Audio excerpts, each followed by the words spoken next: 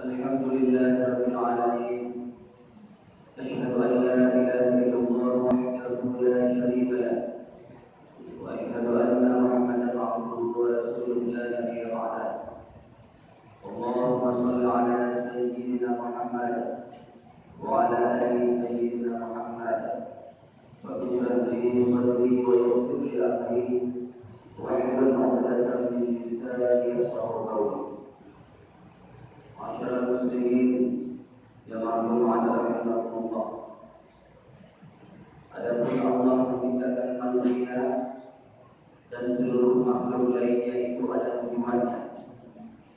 Dalam artinya bukan hanya saja diciptakan sia-sia belaka, akan tetapi hanya untuk mentaati perintah Allah Subhanahu wa taala.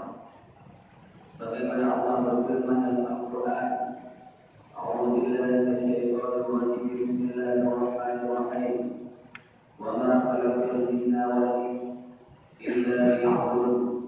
Dan tidak kami ciptakan jin dan manusia kecuali hanya untuk menyembahku, kata Allah. Masyarakat muslimin yang masyarakat rahimahumullah. Maka di dalam kehidupan manusia dan juga bangsa jin tersebut itu harus memenuhi beberapa syarat yang tertentu. Artinya harus mengikuti dan harus mematuhi perintah-perintah Allah yang telah digariskan dalam syarak atau dalam agama. Bagaimana Allah membuat aturan tata kehidupan bagi manusia dan bangsa jin tersebut, yaitu bagaimana mereka itu cara bermuamalah. Cara bermuamalah artinya cara bermuasyarah dengan teman. Bagaimana dia cara bertutur kata dan berperilaku dengan kawannya. Kemudian bagaimana dia itu cara bergaul dengan keluarganya. Bagaimana cara dia itu bertetangga. Bagaimana cara dia itu bermasyarakat. Semuanya telah diatur dalam agama Islam. Maka oleh karena itu, kenapa kita wajib memenuhi undangan seseorang? Apabila seseorang mengadakan haduni ataupun mengadakan walimatul urus ataupun walimatul safar, maka kita wajib memenuhi undangan tersebut bila tidak ada halangannya. Karena memang Rasulullah bersabda, barang siapa kamu diundang oleh salah seorang kawan kamu, maka penuhilah undangan itu bila tidak ada berhalangan. Beliau ada halangan ada saja, tapi bila berhalangan maka boleh kita tidak datang. Kenapa harus wajib memenuhi undangan kawan, andai tolak dan kerabat lainnya? Karena itu adalah salah satunya cara kita bermasyarakat. Cara kita yaitu bermasyarakat dengan tetangga dan dengan kawan-kawan kita. Artinya itu berakhlak dengan masyarakat, berakhlak dengan tetangga, berakhlak dengan keluarga. Kenapa di saat seseorang itu yang mempunyai rumah bersebelahan dengan tetangga, bila dia itu ingin membangun sebuah tembok ataupun dinding pembatas, kenapa tetangga yang sebelahnya harus mengetahuinya? Karena itu salah satunya daripada amalan yang tercantum di dalam kitab fikih. Karena bila kita tidak memanggil orang sebelah tetangga kita, mungkin akan timbul praduga, maka dia itu akan memakan tanah orang yang sebelahnya tetangga. Menanti dari ulama kaya bila pakaian yang terbulan bibit batu, kemudian campur dan pakaian sedih menyolok belah tanah orang lain ataupun belah tanah tetangga, maka di dalam hukum agama dicantumkan di dalam kitab Ruyatul Murtasyidin, maka itu adalah buah dan pohon yang telah lewat kepada tanah tetangga itu masih milik yang punya pohon. Akan tetapi tetangga yang lewat ke sebelahnya itu boleh memotong apabila sudah diperingatkan 2 sampai 3 kali kepada yang punya pohon. Dia membiarkan saja, tidak memotongnya, maka yang punya tanah yang lewat sebelah dia itu boleh memotong, akan tetapi buah dan tanahnya masih tetap milik yang punya pohon tersebut. Menyiapkan cara teratur, cara bermuamalah, cara berakhlak dengan keluarga, tetangga, handai taulan lainnya. Masyarakat muslimin jamaah Jumat rahimahullah, bila berakhlak dengan manusia yang harus terjaga dan hukum wajib harus terima. Bila diundang harus bertanya-tanya dengan halangan.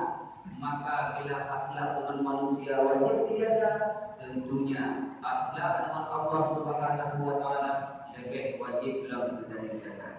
Bagaimana cara menjaga akhlak dengan Allah? Bagaimana cara berakhlak dengan Tuhan yang Maha Esa? Cara berakhlak dengan Tuhan yang Maha Esa mana lain? Yaitu kita harus takwa. Apa yang definisi takwa itu? Imtisalul awamirillah wa ijtinabun nawahihi. Maka patulah yang diinginkan Allah dan tinggalkan apa saja yang dilarang oleh Allah Subhanahu wa taala. Itulah cara berakhlak dengan Allah Subhanahu wa taala. Bedanya dalam hidup ada dua-duanya.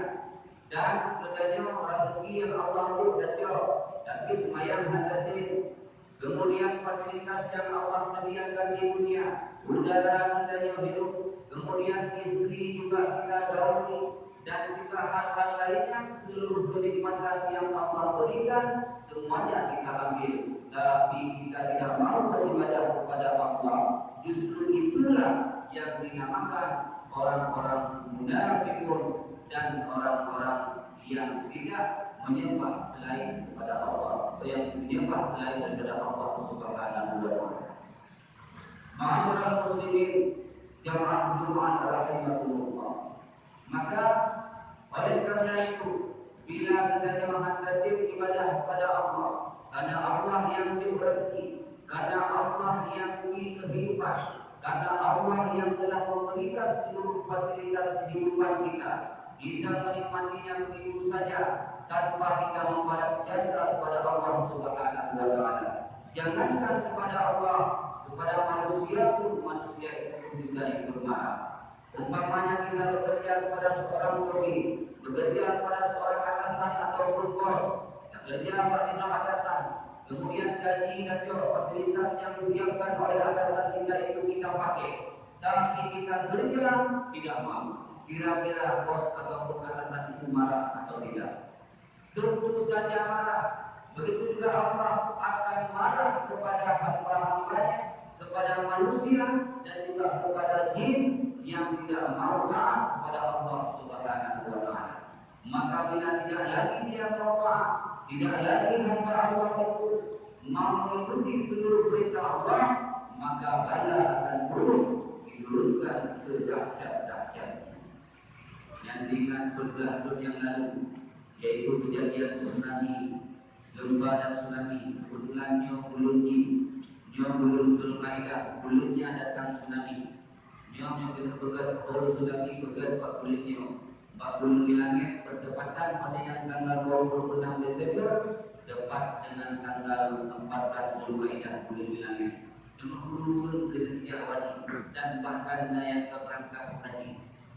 Dewa kampung kehana di rumah, dewa kampung kehana patik, karena sebelumkan datanya kampung dah habis baju oleh tsunami batu.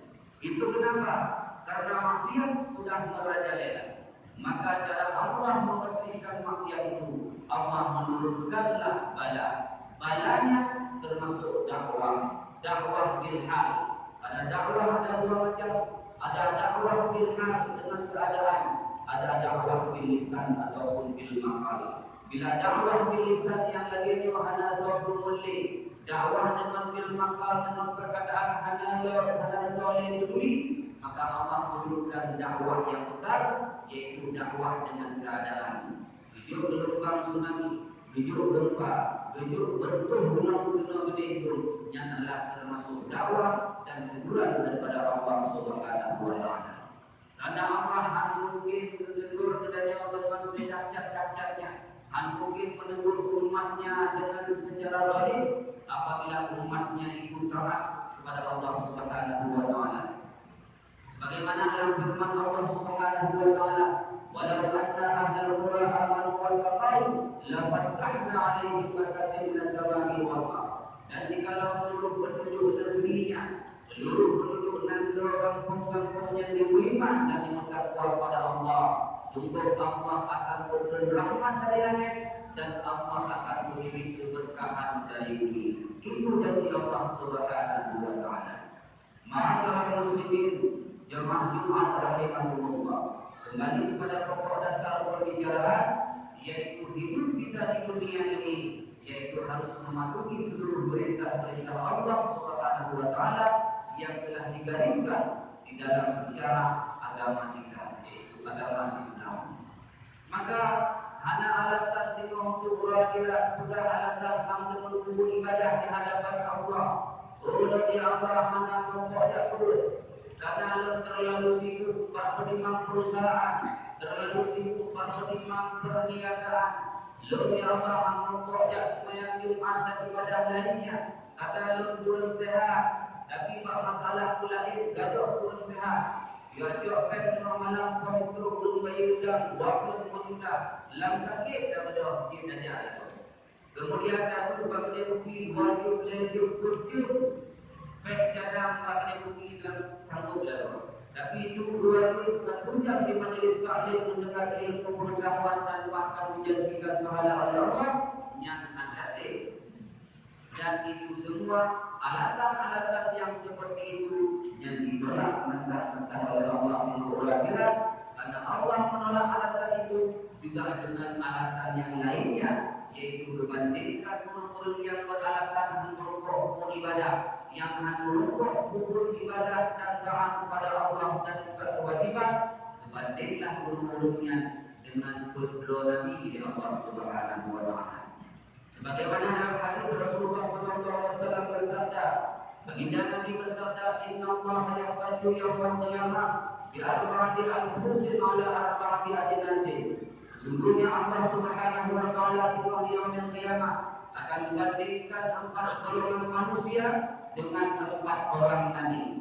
Yang pertama, minan nasi 'ala al-aghniya'i Sulaiman bin Daud, yaitu Allah Subhanahu wa taala akan membandingkan guru-guru yang sibuk di dunia hanya beribadah, guru-guru yang hanya bertaat kepada Allah karena akhirnya alasan kaya bagi perusahaan dan seluruh kekayaan harta lainnya yang melimpah, gurunya berbanding dengan Nabi Sulaiman alaihissalam. Kalau hamba Sulaiman berkegadaran sekaya Sulaiman, hanya mencuci pokok tinggal ibadah kepada Allah. Kalau hamba dia juga seorang pemimpin negeri, bedanya baru berpimpin orang pokok jabatan dan pangkat sampai 1 negara kita pimpin.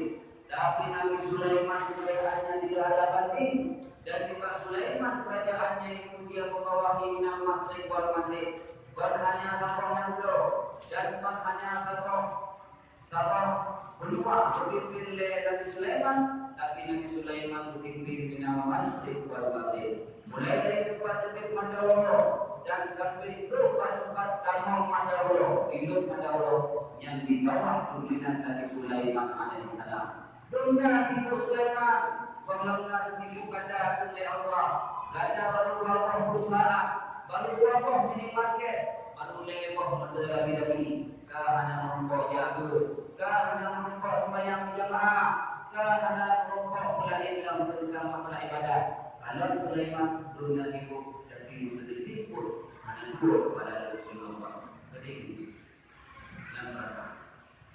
Yang kedua, Allah akan membandingkan manusia karena dia itu beralasan bekerja orang lain ataupun bersuruh orang lain, maka buruknya tengok berbanding oleh Allah Subhanahu wa taala wa anal faqiri bi Yusuf. Guru-guru yang kerja rapat yang upah kau ataupun anak buah kau ataupun bawahan orang lain, maka dia itu tinggal seluruh pekerjaannya, maka dia itu dibandingkan oleh Allah dengan Nabi Yusuf alaihissalam. Yusuf bekerja Raja Mesir, tapi Nabi Yusuf antara pernah tinggal ibadah kepada Allah Subhanahu wa taala. Dan dia mantap cleaning service, Pak Dewa, ataupun Pak Doko, tapi kan tinggal sembahyang. Maka di dalam kitab tasawuf itu bukan seburuk-buruk dan sejahat-jahat manusia yang mengalimi dirinya sendiri, yang mengorbankan urusan akhiratnya karena mementingkan urusan dunia orang lain. Itu orang sejahat-jahat manusia dan menzalimi diri sendiri. Urut-urutnya waktu bodoh mengorbankan urusan akhiratnya karena mementingkan urusan dunia orang lain. Kerja orang urusan kerja, bergaya tukil, tapi hanya urusan akhirat dan tingkai, tak korbankan. Mayang hana mempoleh, jabun hana mendemuleh, ibadah-ibadah lain hana merokok hadiri. Nyatanya urut yang paling membalimi diri sendiri dan dia orang yang sejahat-jahatnya. Itu kata Rasulullah SAW dalam kitab Tafsir. Masalah muslimin jamaah Jumat rahimahullah. Yang ketiga, Allah membandingkan manusia-manusia sibuk yang beralasan sibuk hanya melakukan ibadah kepada Allah Subhanahu wa taala. Karena beralasan itu karena dia itu beralasankan sakit. Dunia sakit kerja dulu. Tengah berbanding oleh Allah dengan sakitnya Nabi Ayub. Betul sakit Nabi Ayub alaihi salam. Boleh haknya atau kata boleh tak? Katanya hanya dunia sakit katanya. Macam kurang penyakit katanya. Dan jika berani-beraninya meninggalkan ibadah kepada Allah Subhanahu wa taala. Nabi Ayub dunia tujuh kaki berbud. Mereka berinam dan anak sebelum lagi dekah menganggapnya dan bahkan lagi dia menganggapnya dan bahkan Nabi Ayub dunia sakit. Macam pernah dia berdoa kepada Allah untuk pulih sakit karena anggapnya sadar. Rujih kebelah tujuh kaki di Allah. Le tujuh sehat. Tujuh jahat ukuran itu umpamanya 50 dun. Baru tujuh kaki 30 dun. Hana berani Nabi Ayub kaki ampun Allah. Hana berani Nabi Ayub kaki doa Allah untuk dipulih kaki Allah. Karena kaki kalau seimbang dengan kesehatan yang Allah jauh. Jauh jahat yang akan 50 dun. 30 dun baru tujuh kaki dalam seimbang. Dunan kabar Nabi Ayub alaihissalam. Tapi engkau pernah tidak ibadah kepada Allah Subhanahu wa taala dan itu baru demam kerana dia lagi demam. Hana alasan menolaknya. Yang terakhir, Allah akan membandingkan manusia yang hanya taat dan dunia.